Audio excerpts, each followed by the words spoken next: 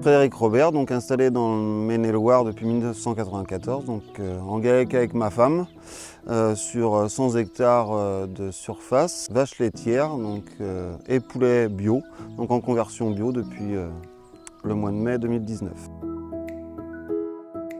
J'ai intégré le groupe Défi donc en 2016 suite à un problématique captage. On est sur un captage prioritaire, donc problème qualité de l'eau sur les molécules herbicides principalement, et qui a fait que j'ai intégré le groupe dans le but de diminuer mes passages de traitement et essayer de faire améliorer la qualité de l'eau.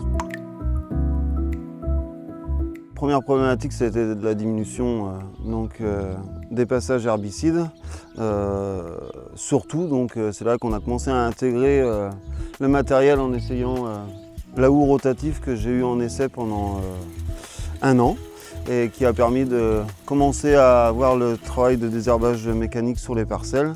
Et puis tranquillement, on est venu après la houe, la RC Trille, la bineuse qu'on a intégrée au travail du sol. Les cultures principales sur l'exploitation pour le désherbage mécanique, c'est le maïs. Les outils qu'on utilise principalement depuis 3 ans, on va dire, c'est le premier passage à l'aveugle qu'on dit avec la RC Trille, RC Trille de 12 mètres. Après, c'est la houe rotative qui est derrière. Et puis 1 ou 2 passages, et puis après c'est la bineuse. Le principal inconvénient, je dirais, c'est la disponibilité du matériel en fonction de la poussée des adventices. La décision de passer en fonction du type de sol et du stade des adventices dans la parcelle de maïs. Donc ça, c'est au jour le jour. Je pense que le fait de faire en désherbage mécanique, on réapprend la base de notre métier, c'est d'aller voir les plantes pousser tous les jours. Et puis après, les réglages du matériel, ça se fait en fonction du type de sol. Si c'est plus caillouteux, plus de motte, si c'est plus fin. Et là, ça se fait à la parcelle. La bonne décision, ça va être l'agriculteur sur le champ qui va la prendre en fonction de son sol et de l'adventice. Le réglage, il se fait, on fait 20 mètres, on regarde ce que ça donne et puis on avance. Que la herse, je dirais que c'est aller jusqu'au stade, on peut jusqu'au stade 3-5 feuilles.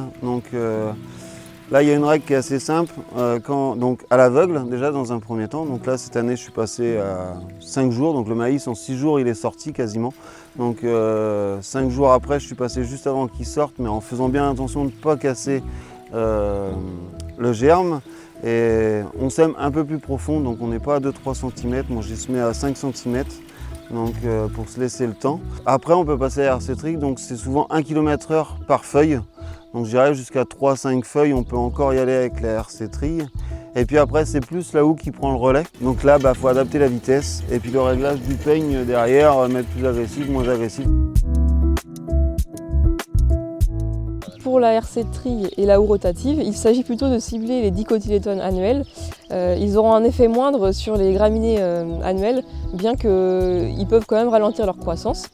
Concernant l'outil et l'adaptation de la vitesse du travail, on peut dire que plus la vitesse des outils sera haute, plus le passage sera efficace, mais il faut quand même faire attention et être vigilant au stade de la culture, puisqu'elle devient de plus en plus sensible en se développant. Pour la RC Trille, elle peut osciller entre 4 et 12 km/h selon le type de sol et le stade de la culture et des adventices.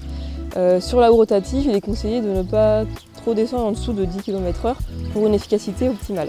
Donc les conditions météorologiques optimales à respecter sont avant et pendant le passage des jours plutôt séchants, secs, de façon à ce que les adventices puissent se déshydrater.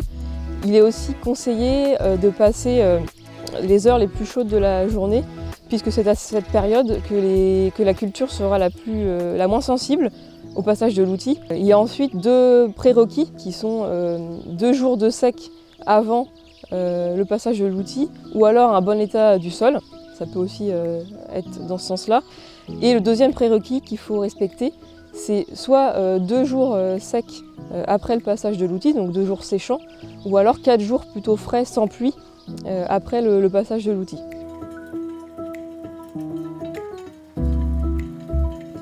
Par rapport au captage, j'ai l'impression d'aller dans le sens du collectif pour la réduction des herbicides dans la qualité de l'eau. Je suis content de participer à l'effort de réduction des molécules dans l'eau. Socialement, c'est vrai que de ne plus prendre l'appareil à traiter, on a une image plus vertueuse. Le temps passé par rapport à un désherbage chimique, c'est assez simple. Quand on a constitué le groupe avec la CUMA, où on a fait les devis pour achat du matériel, donc le but principal était que ça ne coûte pas plus cher qu'un passage en plein en appareil à traiter, et on s'était basé en gros 50-60 € par hectare, souvent ce que ça coûte avec les herbicides.